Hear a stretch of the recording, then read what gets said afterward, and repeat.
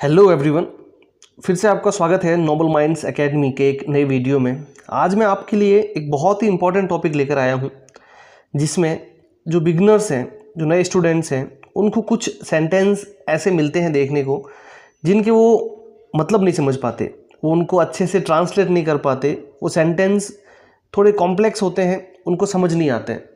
तो मैं आज उसका एक सॉल्यूशन लेकर आया हूँ आपके लिए। मैं कुछ सेंटेंसेस आपको करवाऊँगा। अगर आपको ये वीडियो पसंद आएगा तो मैं इस तरह के और सेंटेंसेस वाले वीडियोस आपके लिए बनाऊंगा। तो आज हम इस वीडियो में देखते हैं कुछ क्वेश्चंस और उन सेंटेंसेस से किस तरह के सवाल पूछे जाते हैं, वो कॉमन एरर्स में कैसे आते हैं, जंबल सेंटेंसेस में कैसे आते हैं, हम उसके बारे में पढ़ेंगे। और इसी के साथ हम शुरू करते हैं। आज का हमारा पहला क्वेश्चन है, जो एक स्टेटमेंट है, उसको हम हिंदी में ट्रांसलेट करके पढ़ेंगे और हिंदी में उसको कैसे ट्रांसलेट करना है वो हम सीखेंगे। आज उसका हम मतलब सीखेंगे। ठीक है, शुरू करते हैं। Had he studied sincerely he would have passed the exam, लिखा हुआ है। थोड़ा जो हम बेसिक स्ट्रक्चर होता है सेंटेंस का, ये उस तरह से ना लिखा होकर हम जो पढ़ते हैं कि सब्जेक्ट होता है, फिर हेल्पिंग वर्ब होता है, मेन वर्ब होता है, ऑब्जेक्ट होता है, उस तरह का फॉर्मेट हम बेसिकली जब इंग्लिश सीखते हैं तो पढ़ते हैं। लेकिन ये कुछ सेंटेंसेस ऐसे हैं जिनमें वो डायरेक्टली फॉलो नहीं होता है, कुछ हद तक फॉलो होता है, लेकिन नए स्टूडेंट को वो समझ में नहीं आता है। ठीक है, तो ये जो वाक्य है, had he studied sincerely he would have passed the exam. अच्छा, ये हैड पहले आया है। देखिए, इस तरह के सेंटेंस जो बताते हैं, एक कंडीशन देते हैं कि भाई अगर हैड ही स्टडीड सिंसियरली, कि अगर उसने ईमानदारी से सिंसियरली पढ़ाई की होती, हैड ही स्टडीड सिंसियरली, अगर उसने सिंसियरली पढ़ाई की होती, he would have passed the exam. एक कंडीशन है, ये सपोज किया गया है यहाँ पर, है ना, माना गया है कि अगर ऐसा होता तो ऐसा हो जाता। ठीक है, had he studied sincerely he would have passed the exam, वो एग्ज़ाम पास कर लेता। ठीक है, तो अगर उसने ईमानदारी से पढ़ाई की होती तो वह परीक्षा पास कर गया होता, या उसने परीक्षा पास कर ली होती। ठीक है, इस तरह के सेंटेंस देखो आते हैं। हैड ही स्टडीड, हैड के साथ में थर्ड फॉर्म आई है, हैड के साथ में थर्ड फॉर्म आई है। तो अगले सेंटेंस में मैंने आपको पहले भी कॉमन एरर्स के सेंटेंसेस में इस तरह के क्वेश्चंस करवाए हैं कि फर्स्ट सेंटेंस में अगर हैड प्लस थर्ड फॉर्म आए तो अगले सेंटेंस में जो सपोज करने वाले सेंटेंस होते हैं, कंडीशन वाले, उसमें वुड हैव थर्ड फॉर्म आती है। ठीक है, तो इस सेंटेंस का मतलब आई होप आप समझ गए होंगे। आपको एग्जाम्स में क्वेश्चन देखने को मिलेगा।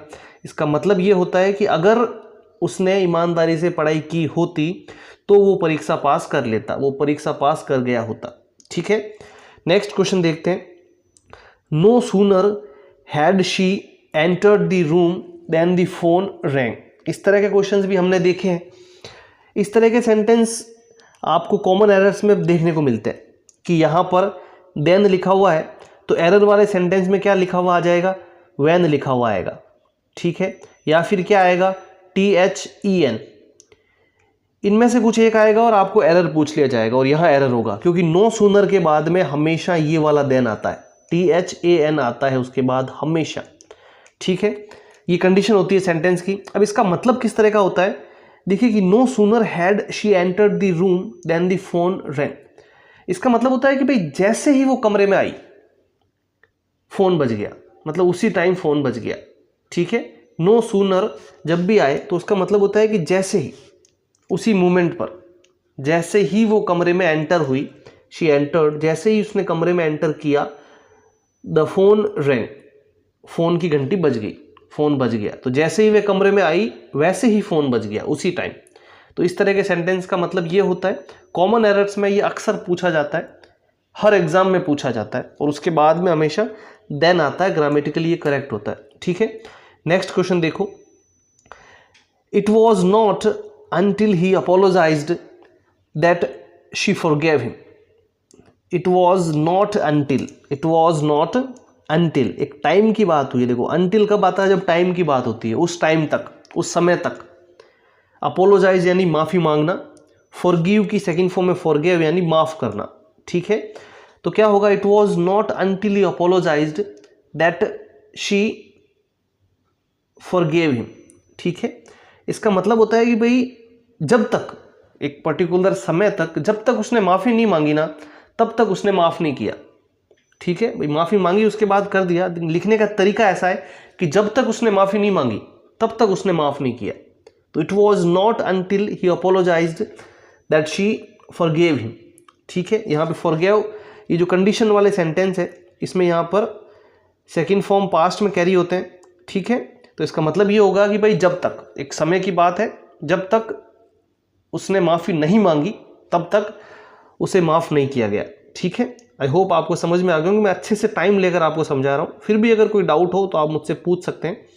नेक्स्ट क्वेश्चन है, the man who was standing near the door is my uncle. ठीक है, was standing is my uncle, the man who was standing, ये तो काफ़ी सिंपल सेंटेंस है कि जो आदमी है वो जो दरवाजे के पास खड़ा था वह मेरे चाचा हैं, he is my uncle. Okay, the man who was standing, वो जो आदमी जो खड़ा था नियर दी डोर, दरवाजे के पास, इज़ माई अंकल, वो मेरे अंकल है।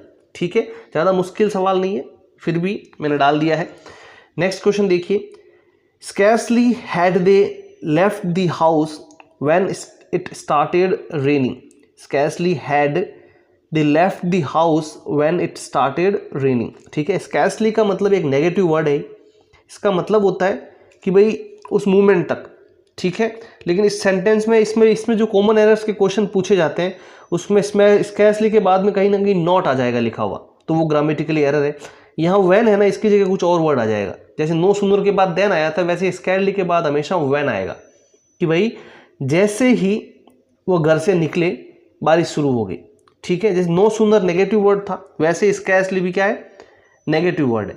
ठीक है, इसके साथ और कोई नेगेटिव वर्ड यूज नहीं होता है। तो scarcely had the left the house मतलब कि भाई उन्होंने मुश्किल से ही घर छोड़ा होगा।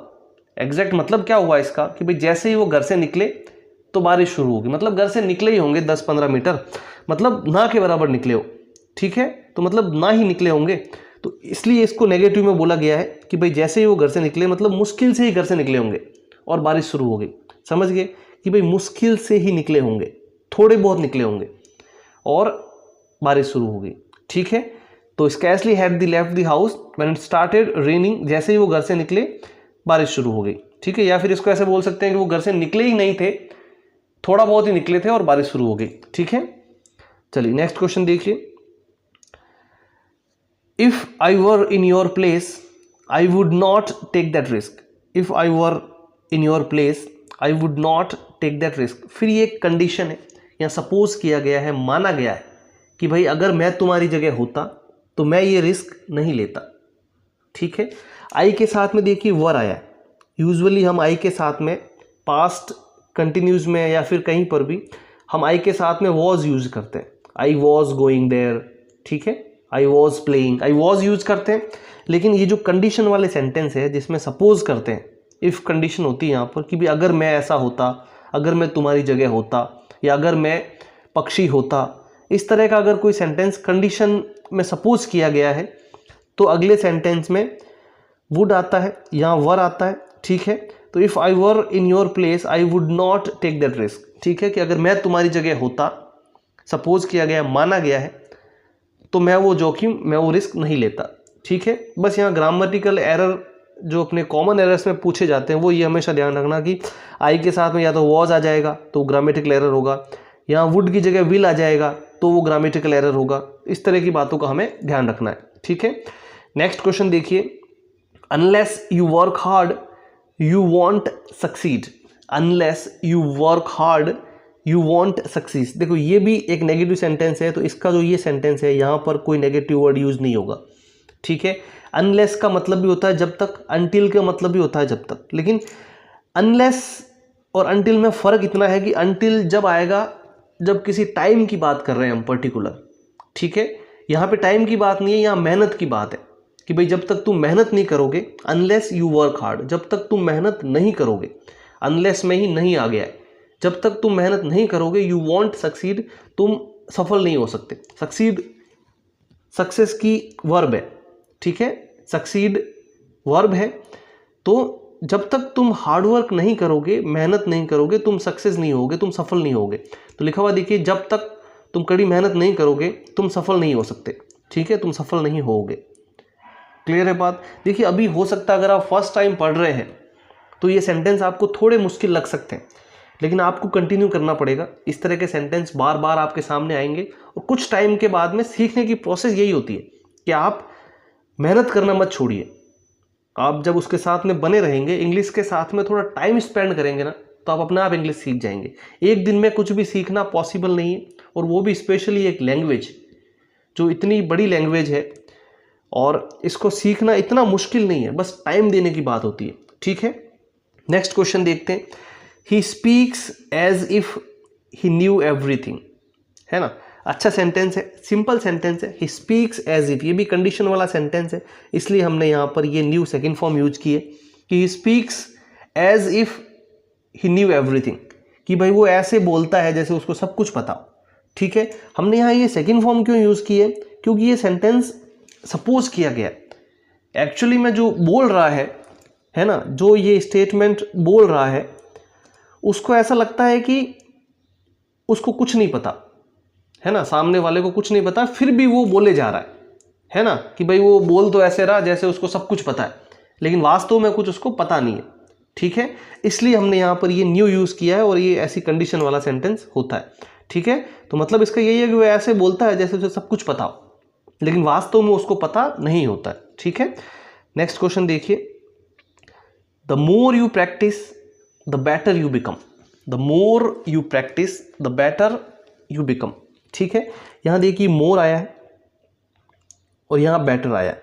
इस तरह के सेंटेंस में यही कंपैरिजन रहता है कि जिस एक सेंटेंस में मोर होगा और अगले सेंटेंस में कंपैरेटिव डिग्री होगी, गुड, बेटर, बेस्ट, ऐसा होता है ना। तो बेटर क्या है? कंपैरेटिव डिग्री है। बेस्ट क्या हो गया? सुपरलेटिव हो गया। तो जो कंपैरेटिव है वो आएगा इस मोर के साथ में अगले सेंटेंस में। ठीक है, the more you practice the better you become. ठीक है, यहां पर best you become, the good you become ऐसा नहीं आएगा, बेटर ही आएगा। ठीक है, कि भाई तुम जितनी प्रैक्टिस करोगे उतने ही तुम बेहतर बनोगे। ये भी बात मैंने बोली पहले आपको कि आपको अगर सीखना है प्रैक्टिस करनी पड़ेगी। The more you practice the better you become. ठीक है, आप जितना प्रैक्टिस करोगे आप उतना बेहतर, उतना अच्छा बनते जाओगे। तो यहाँ पे मोर आएगा, यहाँ कंपैरेटिव डिग्री आएगी। कॉमन एरर्स में ऐसे सवाल पूछे जाते हैं, मतलब इसका ये होता है। ठीक है, नेक्स्ट और लास्ट क्वेश्चन देखिए। Not only was she intelligent but also very humble. Not only but also का कॉम्बिनेशन होता है। ठीक है, दोनों आते हैं एक साथ।